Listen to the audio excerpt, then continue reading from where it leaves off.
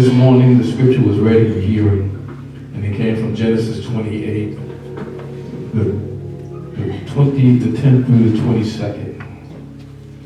I want us to look at that 22nd verse. And the 22nd verse reads, "And this stone which I have set as a pillar shall be God's house, the church. And of all that you give me, I will surely give a tenth to you. And all that you give me, I will surely give a tenth to you." For these next few moments, we would like to talk on the subject, the talented tenth. The talented tenth. Almost exactly a century ago, Americans listened to a debate between two great thinkers, two men who had unquestionable credentials, first-rate minds, and powerful pens. One was Booker T. Washington. He believed that you ought to work now and have patience. He was born a slave. He worked hard and created the school which we now call Tuskegee Institute or Tuskegee University. He did a autobiography up from slavery. He believed that you go slow, you work hard, and you earn what you work for. W.E.B. Du Bois, that is the correct way to spell it, to say it. He believed in civil rights now. He was not a slave. He was the first African American that graduated from Harvard University with a PhD. He was the founder of the NAACP, born free in Massachusetts. He believed in fighting. He believed in court actions. Voting to him was critical.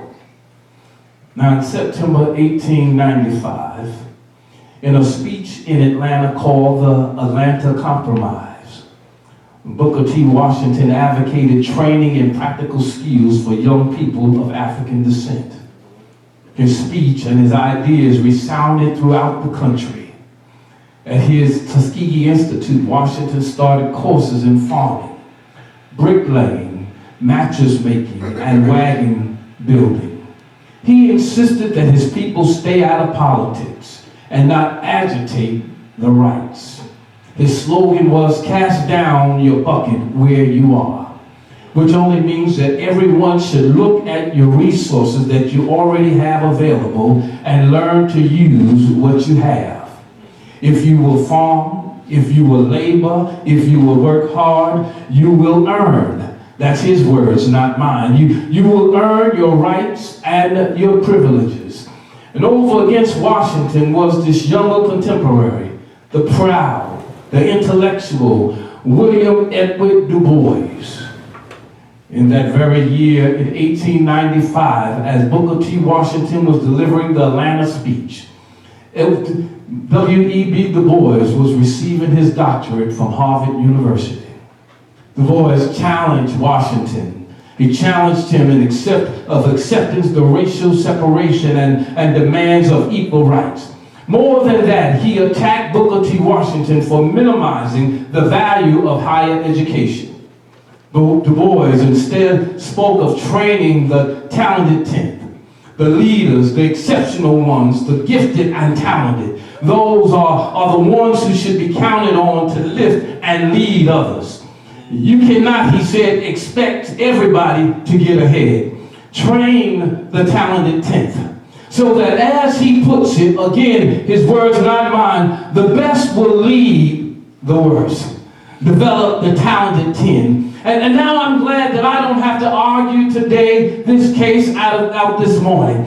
But in another way, I found the talented 10 in a biblical story as we observe Black History Month.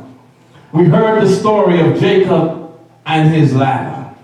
And I'll get back to that story, but I want to focus on the last part of the text where Jacob says to God, "Of all that I give you, I will surely give 1/10 to you. 1/10. Is that the talented tenth?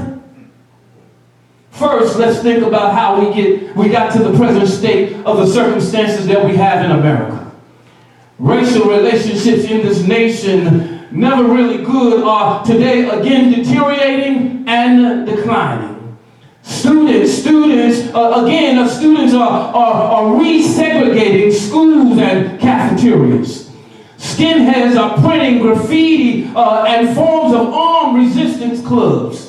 The language of confrontation always counted the language of racial descriptive words. We're in trouble again. How did this happen? How did this happen? Who is to blame? Jacob knew what it was to be in trouble. He was born in trouble. He was a child that stayed in trouble. And when he left home, he was still in trouble. And some of that trouble was Jacob's own making.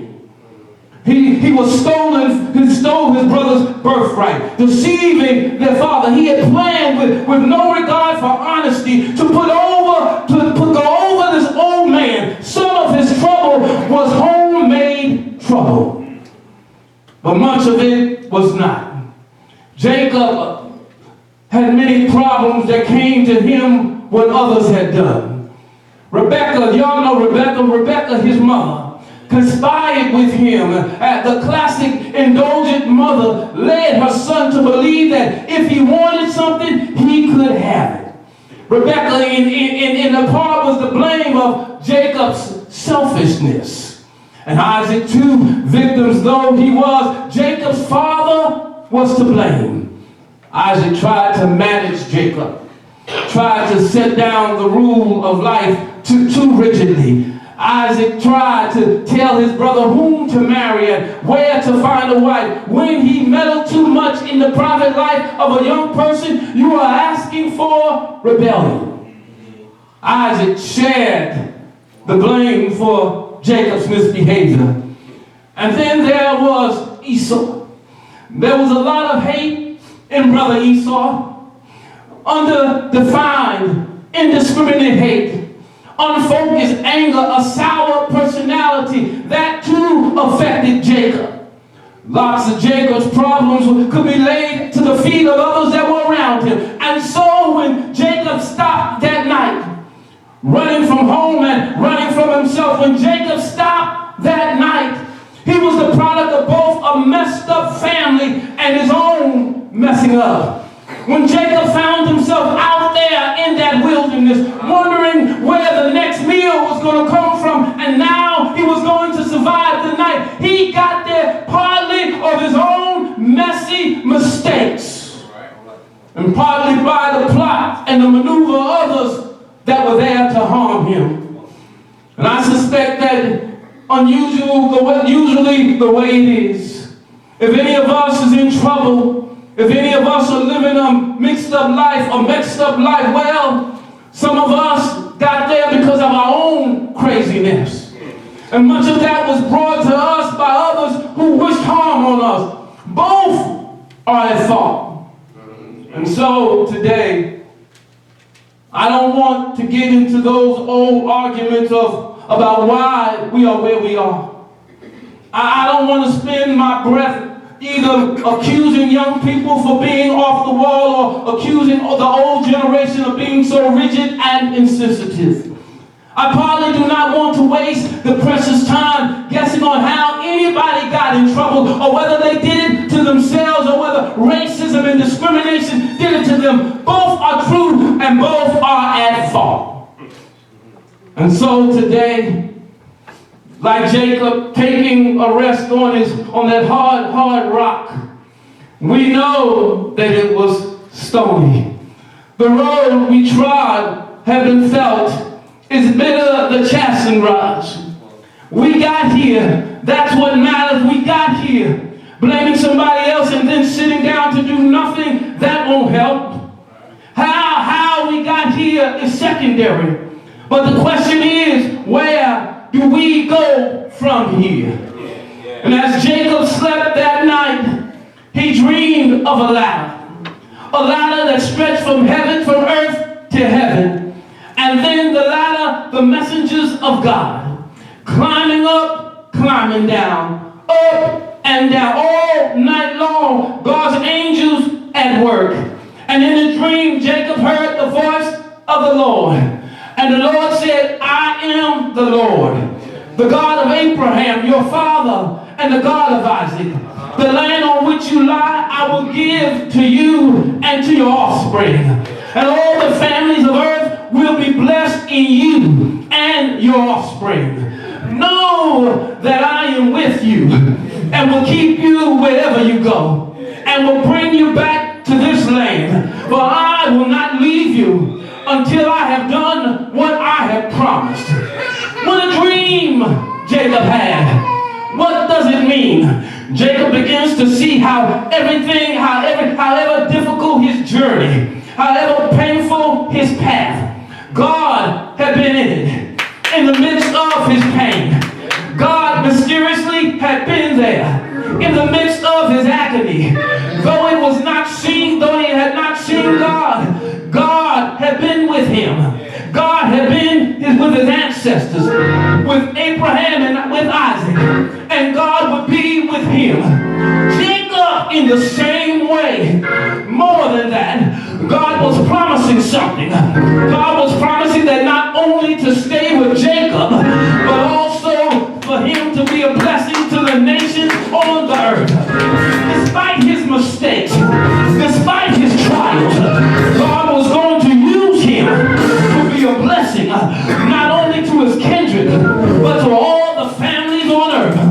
And that's a remarkable thing. I don't suppose men and women of the Middle Passage, crammed in a leaky, rat-infested boat, be transported from West Africa, felt that God was with them, or that they would be anybody's blessing. I wouldn't have thought that countless tenant farmers, domestic workers, day laborers, and just plain poor people found it easy to believe in a loving God. And as far as for loving and blessing anybody else, well, they were just struggling to keep themselves going. And yet, they had a dream.